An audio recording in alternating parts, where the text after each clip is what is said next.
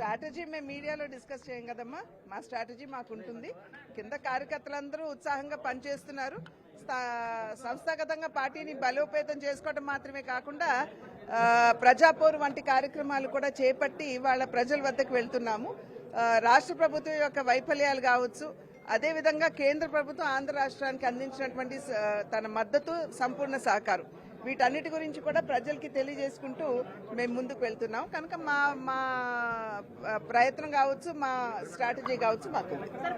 పొత్తులో ఉన్న జనసేన సీట్లను ప్రకటించేసింది. మరి పొత్తు ధర్మం వీగిపోయినట్టే కదా, అక్కడ అసలు ఎట్లా ఉంది? సీట్లు ప్రకటించడం వారు కంప్లీట్ గా ప్రకటించలేదు కదమ్మా, కొన్నే ప్రకటించారు. అండ్ డెఫినెట్ గా తర్వాత నాయకులతోటి మాట్లాడుకున్న తర్వాత డిసిషన్ అనేది. కొన్ని ప్రదేశాల్లో ఇంకా ప్రకటించలేదు కాబట్టి చూడండి, మళ్ళీ ఇదే ప్రశ్న మీరు రకరకాలుగా నన్ను అడుగుతున్నారు. నేను కూడా ఒకే జవాబు మీకు చెప్తున్నాను. పైనుండి మాకు పొత్తు ఉన్నది, ఇన్ని సీట్లు అని చెప్పేంత వరకు 175 + 25 వాటి మీద కింద కార్యకర్తలు పనిచేస్తారు. వాళ్ళు డిసైడ్ చేసి చెప్పనివ్వండి, అప్పుడు మేము ఆలోచిస్తాం. అంటే మేడం, ఒకవేళ ఇప్పుడు ఏవైతే సీట్లు ప్రకటించిందో టీడీపీ, జనసేన, ఒకవేళ మీరు కోరుకున్న సీట్లలో వాళ్ళు ప్రకటించుంటే కనుక పొత్తుకు వెళ్ళాలనుకుంటే ఎలా వెళ్తారు? అది నాయకత్వం మాట్లాడుకుంటుంది కదా.